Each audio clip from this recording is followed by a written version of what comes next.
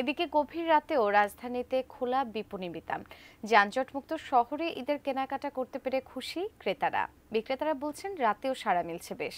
মাহাদি secondary রিপোর্টে বিস্তারিত।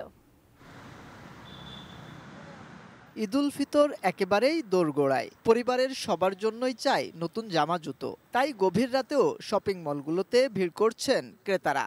গুলশান, বনানী সহ রাজধানীর বিভিন্ন এলাকায় ঘুরে দেখা গেল সে চিত্রই। দিনের বেলার যানজট ভিড় এড়িয়ে রাতে শপিং করাটা উপভোগ করছেন মানুষ। ভিড়মুক্ত পরিবেশে পছন্দের পোশাক খুঁজছেন তারা। সেহরির জন্য আসছি, তো ওই ফাঁকে কেনাকাটা করা। রাতের বেলা বেরো, একটু ওয়াইফকে নিয়ে বেরোলাম যে যদি কোনো কিছু ভালো লাগে তাহলে রাতের বেলা নিব আর কি। রাতে শপিং করতে মজা লাগছে, যেহেতু কোনো জ্যাম নাই, ভিড় নাই, গ্যাঞ্জাম নাই।